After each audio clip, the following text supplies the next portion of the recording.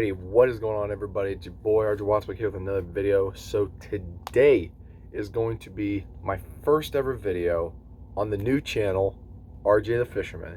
That's right. Now, before I get into today's video, be sure to click like on this video and hit subscribe, because if you guys know me from my other channel, codename RJ Wattswick, you guys will know that I recently posted a video saying that I created a second channel. So now, I'm hoping to get as many subscribers from that channel as I am on this one. Well, actually, wait, sorry. Let me reverse that. I'm hoping to get as many subscribers from that channel on this channel. So right now on my other channel, I have 60 subscribers. I'm being dead serious. I have 60 subscribers. I'm very close to 100. Very, very close. So, anybody out there that's watching, go ahead and smash that like button and hit subscribe. And also, if you guys are new to the channel, this will be a solely based fishing channel. Sorry, Jesus. This will be a solely based fishing channel. And, you know, when you think about it, there are a ton of fishing channels out there. And also, what I'm going to share with you guys today is basically so far what I know about fishing. And also, I just put this, no, fuck it. Okay, so mainly what I know about fishing is that there are so many fish species that you can fish for. Like, for example, here in Missouri, we have catfish, we have carp, we have bass, we got a crap ton of panfish. We got some sturgeons, I think trout. I mean, God, there's tons and tons of species of fish here in Missouri. Now, there are a ton of ways that you can use to target specific fish. Like, for example, with bass fishing, you know, mainly some people will use a bait caster rod and a lure on the end of their line. Or hell, sometimes they'll use a spinner reel, which you'll probably see me use in future videos, which is basically where you have the rod up here and the reel's like underneath the rod. Now, that's a spinner reel. Now, bait caster, which I don't have in here, it's basically an open face spool. Now, the way that bait casters work, they're completely different than spinners. But bait casters and spinner reels, they're completely different anyways. But, you know, they kind of have their own, you know, pros and cons. Like, for example, with a spinner, you know, it's really easy to master. All you got to do is flip the bail open, put the line through your pointer finger, point it back, and then throw it out. And then you have to shut the bail, and then you'll start reeling in, because it will not allow you to reel while the bail is open. Now, that's a spinner reel. A bait caster reel, again, I don't have a whole lot of experience with, but I've got a little bit with it. It's a little bit more tricky to use. Now, what I mean is that since on bait casters, now granted there are some of you guys out there that know a ton about bait casters, I'm just telling you guys what I know so far, is that whenever you go to cast, you put your thumb on the spool as well as the button. You then push the button, bring back the rod, and then do a sidearm cast, which they say for beginners like myself is a better option than going overhand, like how you see people normally doing with spinners. Now, with spinners, you know, it's a little bit tricky to spool those things up. Now, do I know how to rig up a spinner reel?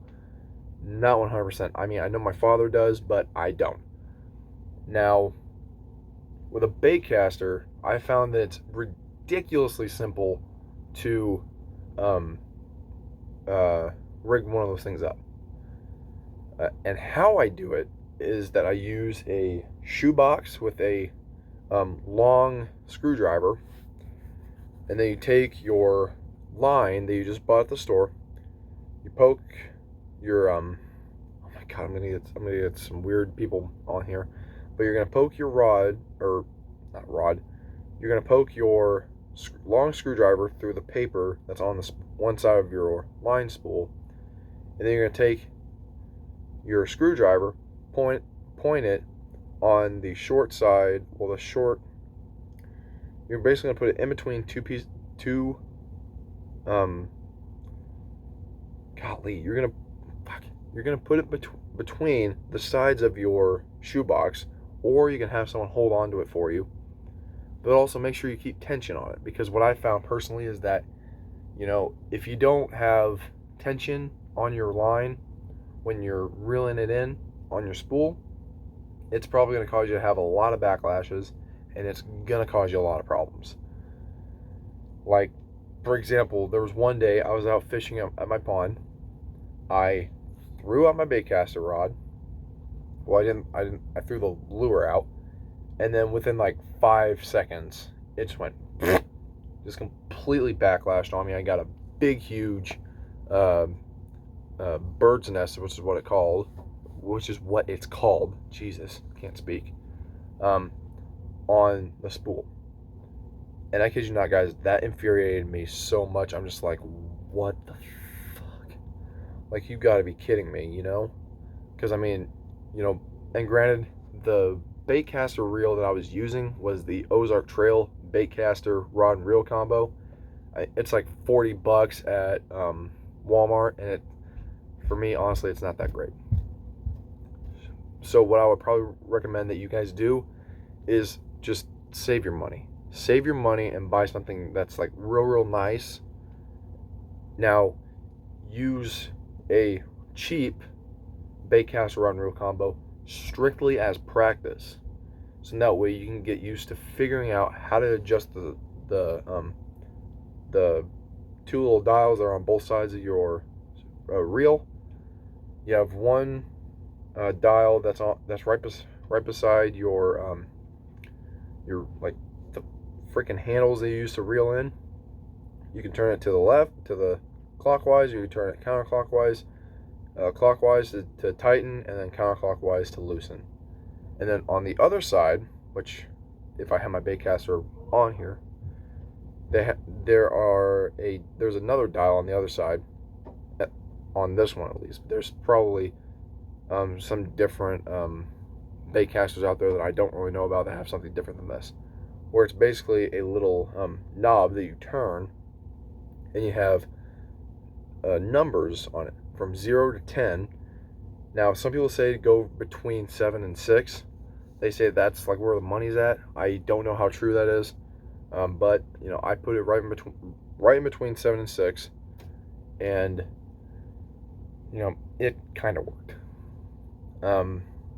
But mainly, what you probably should do with a baitcaster like that is strictly use it for practice, and then once you save up enough money to buy a better rod and reel combo, then you probably will have much easier time really casting out your line real far. Because with me, I really couldn't get it under like 40 feet. I could get it far, but it's not super far. Not as far as I can get with a spinner, because I can get spinners pretty far out. Now, also, the main thing that I like to use whenever I'm choosing the main factor, I should say, that I use when choosing a rod, and that the rod mainly, not a rod and reel, just the rod. When I'm using the rod, when I'm trying to find a rod that I want, I mainly focus on the action. And some people say that the medium heavy action is probably one of the best, but I haven't really had my rod long enough to verify whether or not that's true. Some people say that it is, some people say it's not. I don't personally know, because I haven't really been fishing a whole lot, and it's mainly because of the fact that this guy just doesn't really want to get up early in the morning, especially with the fact that me and my dad went fishing 2 days in a row, and I decided, I'm like, you know what, I'm just gonna sleep in, dude, because I don't really think I'm much of a morning person anymore.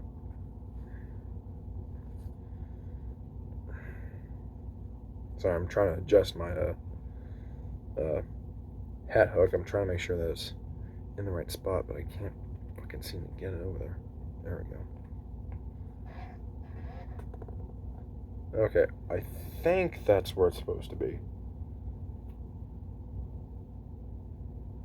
Okay, that'll work.